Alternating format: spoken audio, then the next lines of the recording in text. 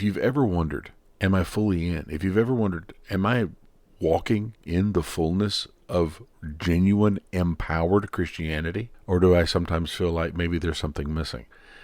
I've written a book. It's called Christianity Untried, and I would be grateful if you would head on over to barnesandnoble.com and order a copy for yourself.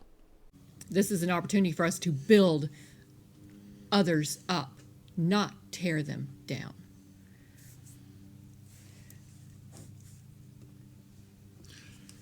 You know, that's true.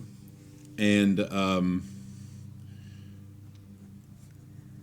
of the things that what that leads to is division. And every time we go into a situation that causes division, no matter what it is, whether it be racial division, or whether it be gender division, whether it be religious division, whether it be, insert whatever here. Every time you see people that are trying to divide people or trying to get you to label other groups as them and us, that's a division. Yeah. And every time you find that, you will find somebody who is seeking to control you.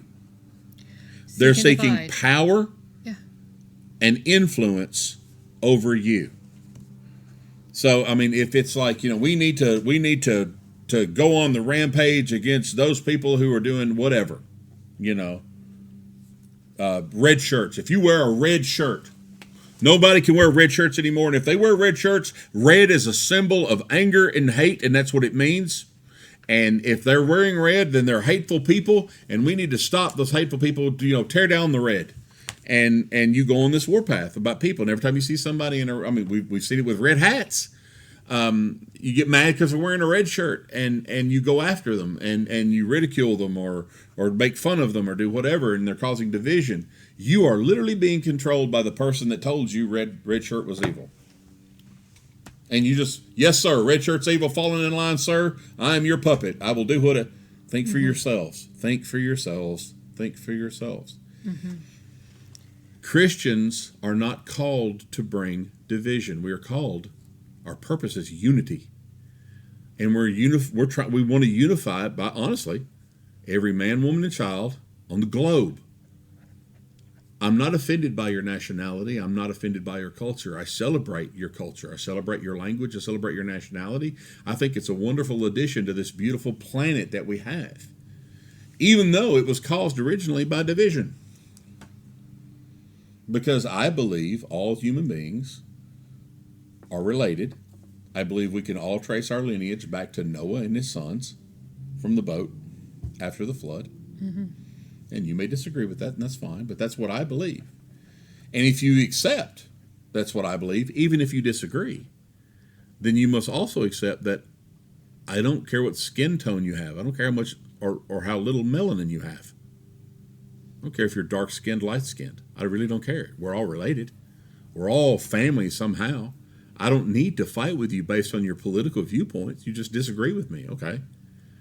And I may even find your viewpoint to be somewhat inherently dangerous. And, I may disagree with it so much, I'm like, no, it's a fundamental problem that's going to cause me anguish or financial hardship or a life of woe in some way.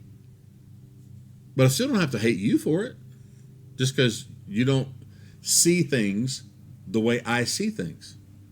We can agree to disagree agreeably. Because here's the thing. I may get a key piece of information that may change my mind, or you might get a key piece of information that changes your mind. And your stance might align with me, my stance might align more with you, or both of our stances may change to align with somebody over here, and we never thought about it before. And we abandoned both of our viewpoints. And we have to allow that kind of room for growth in people. We have to. Now, that stance in and of itself can be manipulated. Okay? Yeah. So, it's hard when we start talking about And we're talking about mending the offending here. And so the type of offending that we've kind of branched into in the conversation tree here is the offense of divisional behavior, dividing people into subgroups or whatever. We've talked about the groups, the hate groups that we've acknowledged in the past, that we're all in one way or another familiar with, that are based on dividing people into classes. Whether it be, high class, low class, or dividing people by color or whatever. Yeah. And that's their goal, is to cause division. So they do purposely try to either offend or to make others offended.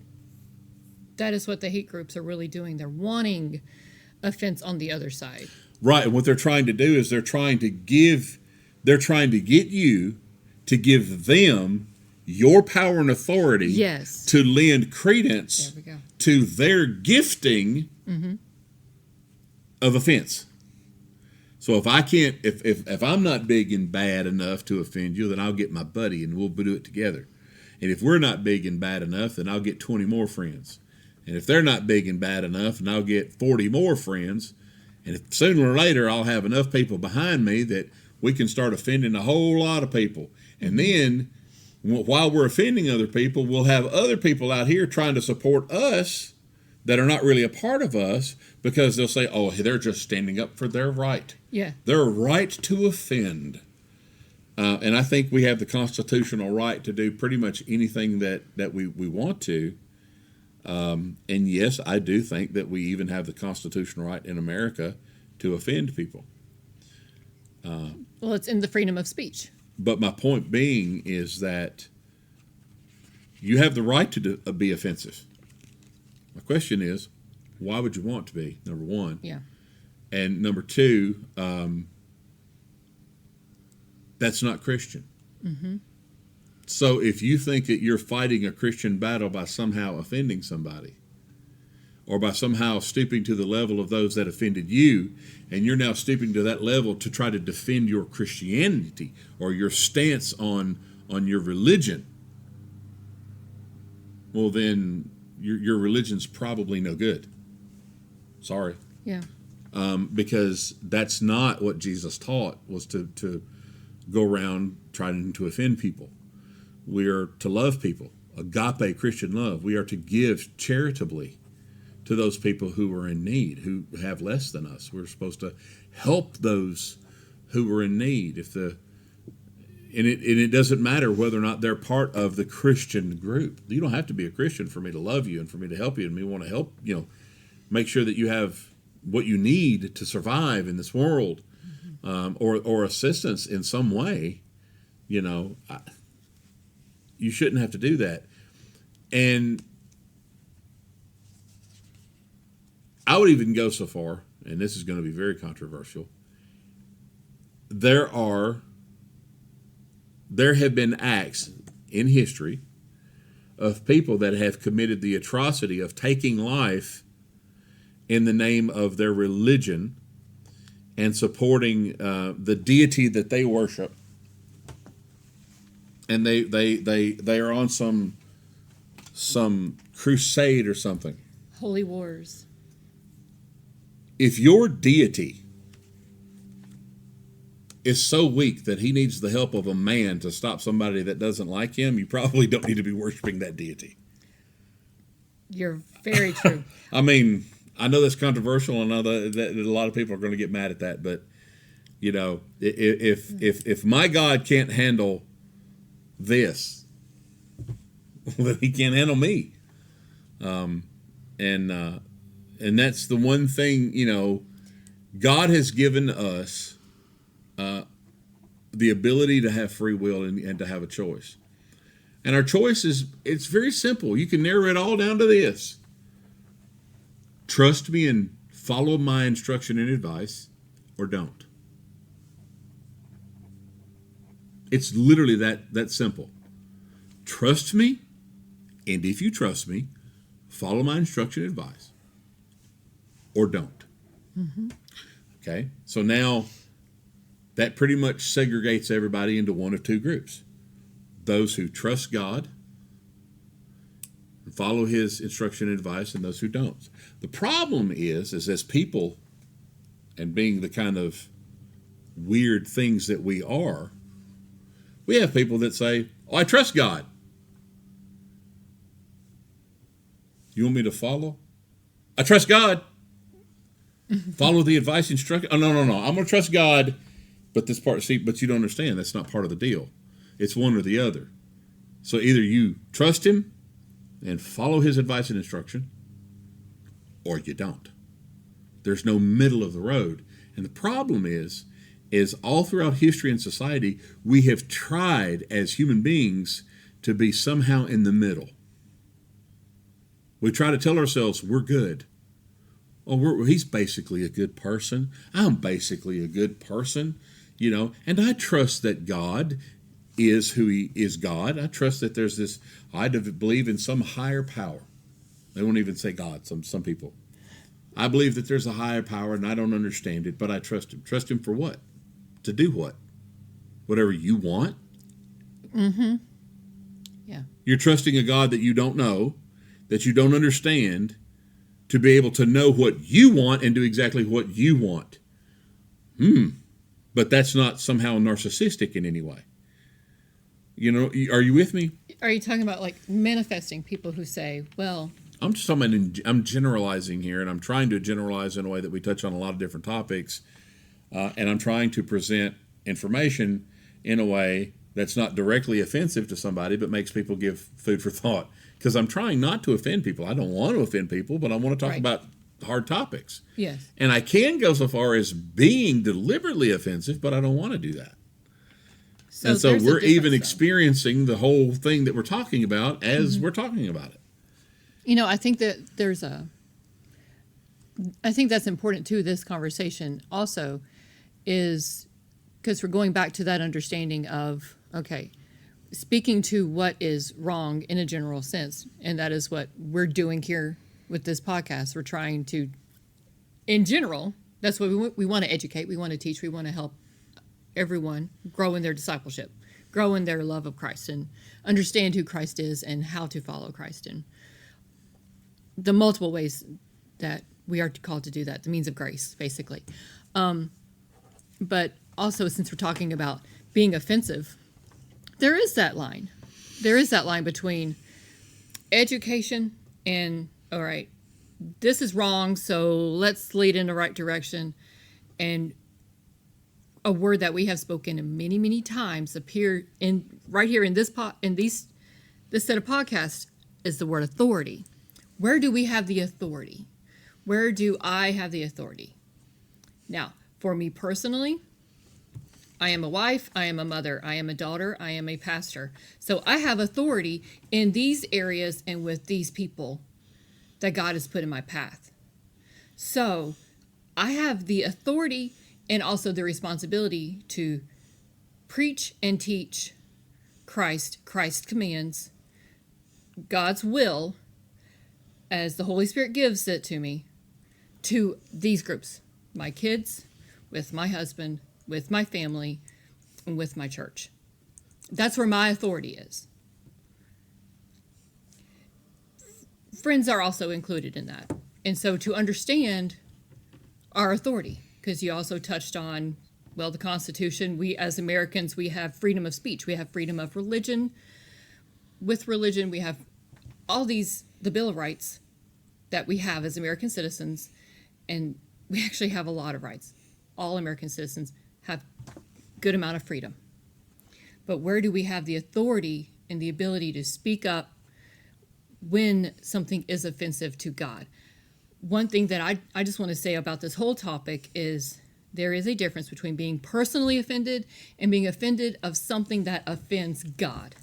And understanding what is the difference between something that offends God and something that just offends our senses or our personality or what we understand. And there is a difference there. And that would also play into what we have an authority to speak to and when we have an authority to speak about. Can I say something to that? Yeah. That I think, let me tell you what I think most people and I would love to get reactions from this. For those of you who listen, please write comments on this. Email me, Randy at sharpening-iron.com. I think most Christians would say, you know what offends God? Sin. I disagree with that. The reason I disagree with that is because he handled that 2,000 years ago. And I don't think he needs to be offended by it anymore. He already knew it was going to happen before he created everything, because he said that the promise to deal with it, the promise of Christ and everything, and the remedy for sin was established before the creation, before the foundation of the earth. And so I don't even think that sin, I think God was offended that he knew sin was going to come about, and there is an offense to sin. And now don't get me wrong here. There is an offense to sin. But I think what I'm talking about here mimics the whole thing that I talked about. We need to respond rather than react. God responded to sin by dealing with it. God's offense is taken by the one who caused it to enter. Yes. Who is the adversary, the one we call Satan. So Satan is guilty of the offense. Satan is the one guilty of the offense. Men were suffering the ramifications and the repercussions. Why? Because God is righteous. You cannot separate his justice from his righteousness. And if sin must be judged because he's righteous, then God says, I'm holy, I'm righteous, I cannot impugn my own righteousness, I must judge sin. Yeah. Okay, then I'll become a man, I'll enter in my own creation, and I'll lead a sinless life, and I'll die and take the judgment on me. Yeah. So that they're not going to be punished for what you, Satan, have done. So God has the authority there. And so when you open that can of worms and you start understanding that on a theological basis, you understand that the acts of what we call sin that men commit, while sin is an offense to God, yes, sin in general, absolutely, what men are doing, I don't think is, quote unquote, offending God, because it's been dealt with. What's not yet been dealt with is the one who caused it to all happen yet. That's yet to come, and we read about that in the Bible too. Yes. So that's yet to be resolved. So does sin offend God in general sense? Absolutely. But who's responsible for that? Satan. Does the individual sin of the individual offend God? No, he's already forgiven it. He's already forgiven. He already paid the price for it. Now, he took that price. Now, catch this. Just like you can give or take an offense, okay? God said, okay, let me show you something. I'm going to take all this offense and stuff right here. The offense is sin, right? And I'm going to take the offense and I'm going to put it right here. And I'm going to take that and I'm going to split it in half. And now I've splitted all offense into two pieces. This side is offense that has been forgiven. This side is offense that you want to take on yourself. Choose. Now, there's conditions. If you choose the offense that has already been taken care of, you have to place your faith, your trust, your confidence in me, follow my advice and instruction. If you want to face the consequences yourself, do as you please. And that helps us to understand, what do Christians do when we see something that can be deemed offensive. Going back to our original example of the opening ceremony at the Olympic Games, I honestly came to the conclusion, and as I have this conclusion many times, there are other ways to view it than being offended by it. One, you have to understand how prevenient grace works, and where God saw what they were doing. They knew what they were doing, and and if it was mimicking the Last Supper, that in and of itself is God saying, hey, this is what I did for you. So even if they don't accept that grace of the beauty of what Christ did when he offered us his body and his blood, they were a part of it. And how amazing that is, where God is still at work and God is still loving them. So if we can be offended by their actions, we are forgetting how much God still loves them and has already forgiven them and still wants them for his own. And so our job should be is to show them love and grace and say, hey, you want to know what you were really showing there? Let me tell you, if we had the authority and the ability, they're all the way in Paris, France. I can't. I don't have the authority to tell them about the Last Supper. I don't have the ability. Well, I mean, you know, and I'm talking about those Christians that talk about that. I'm talking about the Christians that's like, God's offended. Yeah. So you're telling me, as a Christian, you want to look me in the eye and tell me that you believe that God is offended that people are exercising the freedom of choice that he gave them? Mm-hmm. All right, hang on. Let me try to wrap my head around that. He gave them the freedom to choose, and now he's mad because they actually did it? No. He's saddened by the choice they have made. Yes. But the offense was handled, folks. Yeah. The offense was nailed to a tree. He became the offense. He became sin for us. Was nailed to a tree. Over, done with, finished. Once, for all, forever. I think it's more And important. so us being offended by that, why? Why are you offended by something that I can make a case that God's probably not even really offended? He's saddened by it. Mm-hmm. But you want to cry outrage.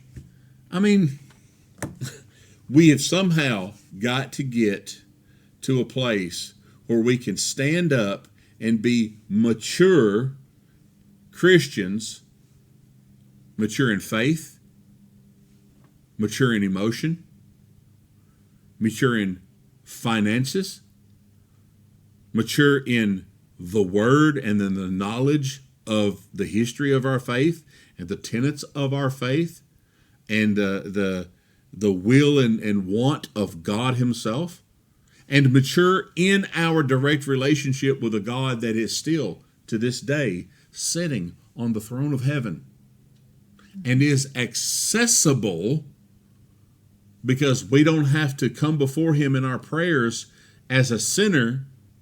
We come to him in our prayers if we have given our heart to him and accepted the transference of the sacrifice, covered by that sacrifice, as if, justified, as if we had never sinned, as if we stood before him like his son Jesus. Mm-hmm. He has given us that opportunity. And we're not taking advantage of it because, quite frankly, many of us have not matured in our own Christianity. Mm-hmm. And that's, I think it's time that we do that. And only when we do that will we really be mending the offending. We'll stop offending it, and we'll stop being offended.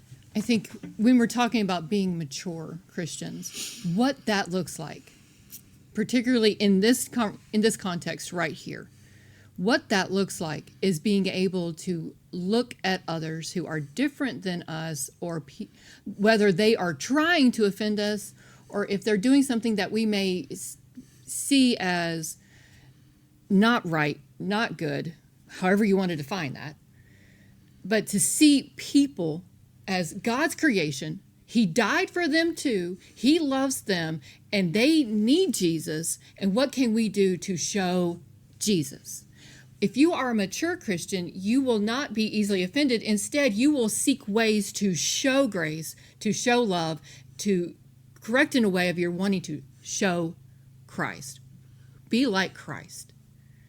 And one of the things that I want to touch on at this conjecture is how we're talking about being a mature Christian is in that Bible verse, slow to anger, speak slow, pray it through, think about it, Don't react. Don't be reactive, but reflect on who Christ is and in his way of thinking about the way he dealt with the Pharisees. We touched on how he flipped over the tables with the money changers. He had the authority to do that. He was cleaning his father's house. But every time he would go to the Pharisees, yeah, he would be a little righteous anger about them, and he would speak with a really strong, stern tone, and he would tell them straight up what was his father's truth, what was his truth. But he never caused harm other than to teach them about what God's will is, what the Messiah was here to do. And even in teaching the will, I don't think he caused harm. No, not intentionally. No, of course he wouldn't. And I think we need to learn that right there. Because I think also some Christians will hide behind their offense and be like, I don't want anything to do with that. This whole group is wrong. This whole group is evil. There is a pastor here in our general area in Tennessee that has made it his ministry, it seems, to react to things he's been offended by. And what he does is, even in his sermons, he is casting judgment. He will call people, he has called people, even sitting in his congregation, witches. He's thrown people out who say anything bad or that he views as something bad against him. And you can immediately tell by his actions, he's not a mature Christian. And he's not emotionally mature. You can immediately tell that by his actions, but he's gained. Many people know who he is and what he does and how he speaks. And that has also given us a bad reputation in a sense because of how quick he judges and the words he says that seem so offendable, where he is wanting to cause offense, where he is wanting to speak his political views over speaking even what is in the Bible. And I think that right there is our guard as Christians. Okay, what do we really want to say? What do we really want to do? If we see something that we may view as offensive to God, do we want to show grace and love and be like Christ and teach the right way? Or do we want to speak out in our offense and in our emotions or even in our political views? What do you think Christ would want us to do in that situation? When the Bible calls us to be prepared to make a defense for our faith, he does not mean to go to war to somehow protect it. Mm-hmm. He means to be able to prepare to answer to why you believe what you believe and why, in other words, to defend your stance, to defend what it is that you believe. Yes. In that way. Mm-hmm. That scripture has been misused to incite holy war in some places. That's not what he meant. So I think it's important for us to realize that and to take account to that, to know that for sure. I think we've pretty much got this one. Well, I want to say one final thing. Okay. A good example of that and how we should respond in those situations is Stephen in the book of Acts, one of the first martyrs. He was brought in and questioned about his faith, and he didn't call any names. He instead, exactly as you said, he defended what he believed. He said, this is what I believe. And he went back and he related it to what the Pharisees and everyone who had him, who were against him, starting with Abraham. And he said, this is what I believe. And this is why I believe Jesus is the Messiah.